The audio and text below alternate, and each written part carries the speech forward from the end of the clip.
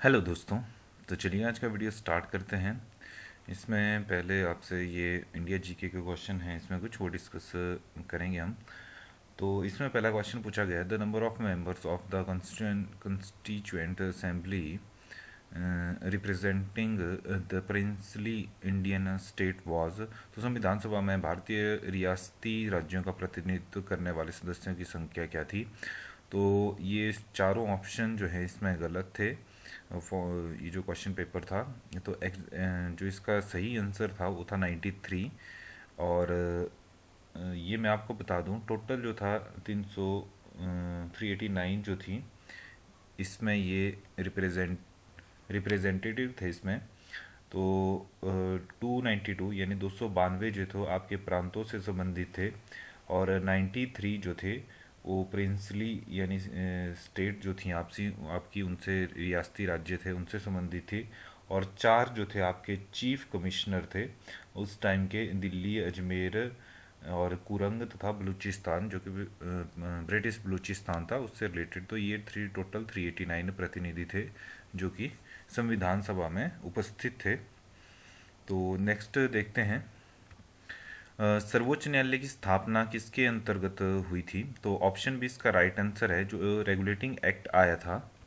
और ये जो रेगुलेटिंग एक्ट था 1773 का, इसके द्वारा जो थी ये सर्वोच्च न्यायालय की स्थापना हुई थी, और कलकत्ता में हुई थी उस समय। और इसको हम कोर्ट ऑफ रिकॉर्ड के रूप में सर्वोच्च न्यायाधिकरण नाम से जानते थे, यानी supreme court of judicature. Next देखते हैं, वैश्वीकरण का अर्थ है बिना किसी रोक टोक के इनका चलन। तो ये सभी आएंगे उसमें, बिना रोक टोक के आपका पूंजी का, तकनीक का और सामान का जो चलन है उसको हम वैश्वीकरण या ग्लोबलाइजेशन कहते हैं। तो ऑप्शन डी राइट आंसर है, the solar corona mainly consist of. तो सौर किरीट में मुख्यतः शामिल होती हैं आपकी तो पिघला हुआ लावा यानी मोल्टन लावा जो है, ऑप्शन ए राइट आंसर है। तो सोलर कोरोना में आपका मोल्टन लावा होता है। नेक्स्ट है, द वातावरण की वह परत जो जेट हवाई जहाज़ों की बेहतरीन उड़ान के लिए अनुकूल है। तो एक तरह से देखा जाए तो आपके जो जेट होते हैं कौन सी लेयर में जो है आपके उड़ान भरते हैं। तो स्ट्रेटोस्फियर में जो है, समताप मंडल में आपके जो ये जहाज हैं, जेट्स हैं, वो उड़ा करते हैं। नेक्स्ट देखते हैं 49। इसमें है, भारत में 25वां राज्य कौन था। तो भारत के जो गोवा था वो भारत का 25वां राज्य बना था। और ये जो था 30 मई 1800, माफ़ कीजिए 30 मई 1987 को था ये गोवा बना था आपका 25वां राज्य, पूर्ण राज्य का इसको दर्जा मिला था इस दिन। और ये जो था 19 दिसंबर 1961 को जो था गोवा पुर्तगालियों से आज़ाद हुआ था, यानी आज़ादी के, भारत जब आज़ाद हुआ उसके 14 साल बाद। और 19 दिसंबर को जो है गोवा में मुक्ति दिवस के रूप में मनाया जाता है, क्योंकि 19 दिसंबर 1961 को जो था गोवा पुर्तगालियों से आज़ाद हुआ था। नेक्स्ट पूछा है, सलाल पन बिजली परियोजना जो है भारत के किस राज्य से संबंधित है। तो ऑप्शन सी JNK यानी जम्मू कश्मीर से संबंधित है सलाल बिजली परियोजना। और ये सलाल परियोजना जो है आपकी चिनाब नदी पर ये निर्मित है। और ये 1970 को इसका निर्माण शुरू हुआ था, और 1987 में ये तैयार हो गई बनके। और टोटल ये 690 मेगावाट की, पार्ट ए पार्ट बी यानी चरण एक चरण दो में ये 345 मेगावाट यानी टोटल 690 मेगावाट की JNK में चिनाब नदी पर ये परियोजना है। यहाँ पे पूछा गया है आगे कि which command is use to create a Linux installation boot floppy. तो लाइनक्स किस कमांड से तो जो है हम एक लाइनक्स इंस्टॉलेशन बूट फ्लॉपी तैयार करते हैं। तो आपकी option D right answer, DD and re right command. तो DD कमांड या री राइट रॉ राइट कमांड से, आप री राइट कमांड से आप ये कर सकते हैं। 77 का ऑप्शन डी राइट आंसर है। नेक्स्ट देख लेते हैं, what command do you use to create Linux file system. तो लाइनक्स फाइल सिस्टम तैयार करने के लिए आप कौन सी कमांड यूज़ करते हैं। तो मेक FS यानी MKFS, जिसका मतलब होता है make file system. Option B इसका राइट आंसर है। नेक्स्ट है which layer of OSI model are managed by a network protocol such as Microsoft net BEUI। तो ऑप्शन ए इसका राइट आंसर होगा। नेटवर्क एंड ट्रांसपोर्ट लेयर जो है आपकी, हमने पढ़ा था 7 लेयर्स हैं टोटल OSI मॉडल में, और ये जो हैं लेयर्स हैं physical data link, network, transport, session, presentation और एप्लीकेशन। तो क्वेश्चन में हमसे पूछा गया है कि OSI मॉडल की कौन सी परतें नेटवर्क प्रोटोकॉल द्वारा संचालित होती हैं। तो नेटवर्क प्रोटोकॉल द्वारा आपकी नेटवर्क लेयर और जो ट्रांसपोर्ट लेयर है, तो नेटवर्क प्रोटोकॉल जो है नेटवर्क लेयर और ट्रांसपोर्ट लेयर को जो है संचालित करता है। Option A right answer. Next question देखते हैं हम। एक विश्वस्त संबंध है, माफ कीजिए, ट्रस्ट रिलेशनशिप क्या है। Option B is a administrative and communication link created between two Windows NT server domain. तो इसका मतलब है एक नियंत्रात्मक एवं संचार कड़ी जो दो Windows NT server, window anti एक विंडो आती थी, तो विंडो एंटी सर्वर डोमेन के मध्य सृजित होता है। ये एक तरह का एक लिंक है, किस तरह का, एडमिनिस्ट्रेटिव और कम्युनिकेशन, जो कि दो विंडो एंटी सर्वर डोमेन्स के बीच स्थापित किया जाता है, तो उसको हम ट्रस्ट रिलेशनशिप कहते हैं। नेक्स्ट है what is the term used for describing the judgemental और common sense part of problem solving. तो एक जजमेंटल और common sense part of problem solving के लिए हम क्या टर्म यूज़ कर सकते हैं। तो ऑप्शन देख सकते हैं आप। ऑप्शन ए ह्यूरिस्टिक जो है, जिसका मतलब होता है स्वतः शोध, जो है वो प्रॉब्लम एक टर्म है जो डिस्क्राइब करती है जजमेंटल और common sense part of problem solving, तो इसको हम कहते हैं ह्यूरिस्टिक्स या स्वतः शोध। 82 देखते हैं। Visual clues that are helpful in computer vision includes both A and B. Option D right answer, यानी कलर एंड मोशन, और दूसरा डेप्थ एंड टेक्सचर। तो दृश्य सूचक को संगणक दृष्टि में सहायक होते हैं, और इसमें क्या शामिल है, आपके रंग और गति, जबकि गहराई और संरचना, ये चारों चीज़ें जो है विजुअल क्लू में शामिल होती हैं। नेक्स्ट देखते हैं 83।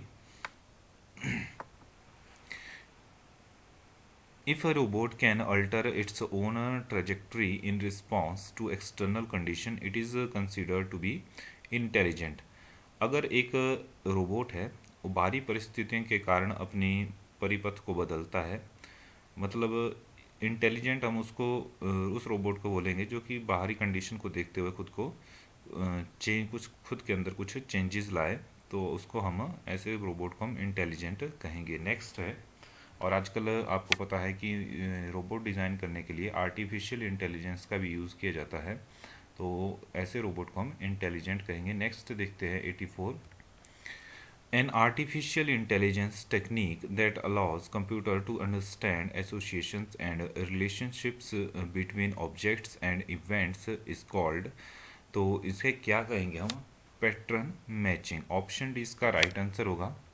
ऑब्जेक्ट और इवेंट के बीच में अंडरस्टैंड एसोसिएशन, मतलब ऑब्जेक्ट और इवेंट के बीच में एसोसिएशन और जो रिलेशनशिप होगा, यहाँ बोला गया है कि पैटर्न मैचिंग क्या होता है। पैटर्न मैचिंग एक आर्टिफिशियल इंटेलिजेंस टेक्निक होती है।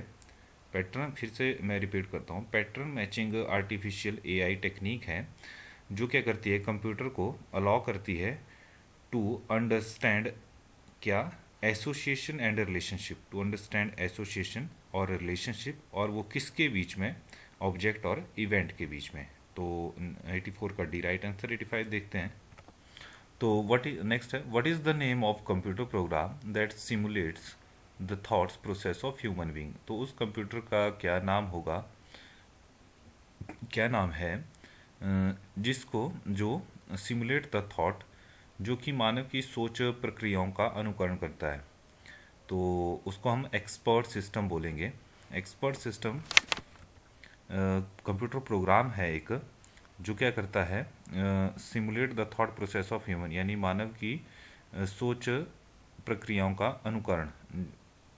ऑप्शन भी राइट आंसर है इसका। 86 देखते हैं। A report generated is use to print file on a paper. एक रिपोर्ट जनित उपयोग होता है, माफ कीजिए, a report generator is used, तो a report generator is use to print file on a paper. Report generator क्या करता है, प्रिंट करता है फाइल्स को कागज़ों पे। Which is not a logical database structure, तो ट्री, रिलेशनल नेटवर्क, ये तो है लॉजिकल डेटाबेस स्ट्रक्चर, जबकि श्रृंखला यानी चेन जो है ये किसी भी ऐसा कोई भी डेटाबेस स्ट्रक्चर नहीं होता है। तो देख लेते हैं थोड़ा। तो ये देख सकते हैं कॉमन लॉजिकल डेटा स्ट्रक्चर कौन कौन से होते हैं। हायरार्किकल, हायरार्किकल को ही हम ट्री स्ट्रक्चर भी बोलते हैं। नेटवर्क और रिलेशनल, तो यही पढ़ा हमने कि इस क्वेश्चन में कि ये या तो ट्री टाइप हो सकते हैं, इसको यहाँ पे हायरार्किकल भी आ सकता है, रिलेशनल और नेटवर्क चेन टाइप के कोई भी ऐसे डेटा स्ट्रक्चर नहीं होते। नेक्स्ट क्वेश्चन देखते हैं 88। इसमें पूछा गया है which language is used by most of the DBMS यानी database management system for helping their user to access data. तो डाटा एक्सेस करने के लिए आपको क्वेरी लैंग्वेज की ज़रूरत पड़ती है। ऑप्शन बी राइट आंसर होगा। अगर आपने आपके डेटाबेस में से आपने डाटा एक्सेस करना है तो आपको क्वेरी लैंग्वेज की ज़रूरत पड़ेगी, या इसको हम कई बार जो है स्ट्रक्चर्ड क्वेरी लैंग्वेज भी बोलते हैं, SQL स्ट्रक्चर्ड क्वेरी लैंग्वेज। इससे हम या तो डाटा को रिट्रीव करते हैं, मतलब जैसे है ना एक्सेस और रिट्रीव सेम ही चीज़ है, या फिर मैनिपुलेट करते हैं। और स्टोर करने के लिए हम, इस क्वेश्चन में इसलिए थोड़ा कन्फ्यूज़न है क्योंकि क्वेरी लैंग्वेज तो ठीक है हम समझ गए, लेकिन SQL भी एक स्ट्रक्चर्ड क्वेरी लैंग्वेज ही है जो कि डेटाबेस में डेटा को स्टोर, मैनिपुलेट और रिट्रीव करने के काम आती है। तो ऑप्शन ए और ऑप्शन बी दोनों इसमें राइट हैं, लेकिन जो आपकी आंसर की है उसमें क्वेरी लैंग्वेज को सही बताया गया है, जबकि structure query language option A भी इसमें गलत नहीं हो सकता। तो नेक्स्ट देखते हैं a tuple is equivalent to a, तो टपल क्या होता है, रिकॉर्ड, आप सभी जानते होंगे। इसके लिए हम एक और टर्म यूज़ करते हैं कंप्यूटर साइंस में, आप इसको रिकॉर्ड भी बोल सकते हैं, टपल भी बोल सकते हैं, और इसको स्ट्रक्ट भी बोल सकते हैं, STRUCT भी लिखा होगा, तो इसका सेम ही मतलब ये तीनों चीज़ें सेम है। 89 का ए राइट आंसर है। नेक्स्ट है 90 देख लेते हैं। A top to bottom relationship, a top to bottom relationship among the items in a database is established by, तो टॉप टू बॉटम रिलेशनशिप जो है वो आपकी हायरार्किकल स्कीमा में ही आता है। तीन चार चीज़ें हमने ऊपर भी पढ़ी, हायरार्किकल, रिलेशनल और नेटवर्क। तो टॉप टू बॉटम आपका डेटाबेस में जो है वो हायरार्किकल स्कीमा द्वारा जो है रिलेशनशिप ये टॉप टू बॉटम एस्टेब्लिश किया जाता है। नेक्स्ट देखते हैं 91। इसमें पूछा है the language used in application program to request data from database is refer to as, तो अगर आपको डेटाबेस से डेटा रिक्वेस्ट करना है किसी एप्लीकेशन प्रोग्राम के थ्रू, तो आप क्या यूज़ करेंगे, DML यानी डाटा माइनिंग लैंग्वेज। माइनिंग का मतलब आप समझते ही हैं, खोदना होता है एक तरह से। तो डाटाबेस से आपको डाटा खोद कर निकालना हो तो आप DML यानी डाटा माइनिंग लैंग्वेज यूज़ करेंगे। DDL जो है ये आपका डाटा डेफिनेशन लैंग्वेज इसका फुल फॉर्म होता है। क्वेरी लैंग्वेज तो आप समझ ही गए हैं, ऊपर जो पूछा था कि अगर हमने कोई डाटा रिट्रीव करना हो, एक्सेस करना हो डेटाबेस से, तो क्वेरी लैंग्वेज यूज़ करते हैं। एक तरह से देखा जाए तो क्वेरी लैंग्वेज सही था, क्योंकि SQL में ना आपकी सारी ही लैंग्वेजेस आ जाती है, माइनिंग, मैनिपुलेशन। तो क्वेरी लैंग्वेज एग्जैक्ट मतलब वो क्वेश्चन का आंसर ठीक था अगर एक तरह से आप देखें। ये जो था 88 का क्वेरी लैंग्वेज सही था, क्योंकि SQL में आपके स्ट्रक्चर्ड क्वेरी लैंग्वेज में सारी ही लैंग्वेज आती हैं, जबकि रिक्वेस्ट करने के लिए डेटा या एक्सेस करने के लिए आपको क्वेरी लैंग्वेज की ज़रूरत पड़ती है। ठीक है, 91 का ए आप समझ गए, डाटा माइनिंग लैंग्वेज। नेक्स्ट देखते हैं 92। इसमें पूछा है इन ऑडिट ट्रायल, तो ऑडिट ट्रायल क्या होता है, is the recorded history of operation performed on a file, तो एक संचिका में किए गए कार्यों का अभिलेखित इतिहास। ऑडिट ट्रायल है रिकॉर्डेड हिस्ट्री, मतलब एक हिस्ट्री जो रिकॉर्ड की गई है operation of performed on a file, की एक फाइल पे कौन कौन से ऑपरेशन किए गए, क्रिएट की गई, चेंज की गई, अपडेट की गई या बाद में डिलीट ही कर दी गई, तो वो ऑडिट ट्रायल में आती हैं सारी चीज़ें।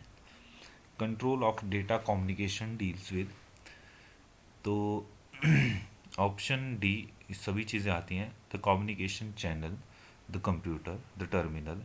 डेटा कम्युनिकेशन में क्या क्या चीज़ें आती है ये पूछ रहे हैं। तो अगर डेटा का कम्युनिकेशन करता हो तो सबसे इम्पोर्टेंट आपको कंप्यूटर चाहिए।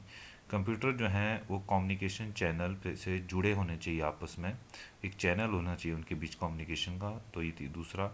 और जो आपका कम्युनिकेशन चैनल जब आप सेटअप करते हैं तो उसमें टर्मिनल्स ये होते हैं जिनकी ज़रूरत पड़ती है कम्युनिकेशन सेटअप करने के लिए, चैनल सेटअप करने के लिए। तो 93 का डी राइट ऑप्शन है। Which is 94, which is not an important principal for evaluating the raw data for decision making. तो इनमें से कौन सा एक प्रिंसिपल नहीं है जो for evaluating raw data for decision making, यानी इसमें से कौन सा एक बेसिक इम्पॉर्टेंट प्रिंसिपल नहीं है जिसके द्वारा जो है हम रॉ, यानी रॉ डेटा आप समझते हैं अशुद्ध डेटा से एक कोई भी हमको डिसीजन फाइंड आउट करना है, यानी निर्णय निर्माण के लिए शुद्ध डेटा के मूल्यांकन में इसके लिए क्या महत्वपूर्ण नहीं है। तो सिलेक्शन ज़रूरी है, पैटर्न भी ज़रूरी है, और ओवरव्यू, एवरेज जो है ऑप्शन सी ये राइट आंसर नहीं है, याद रखेंगे आप।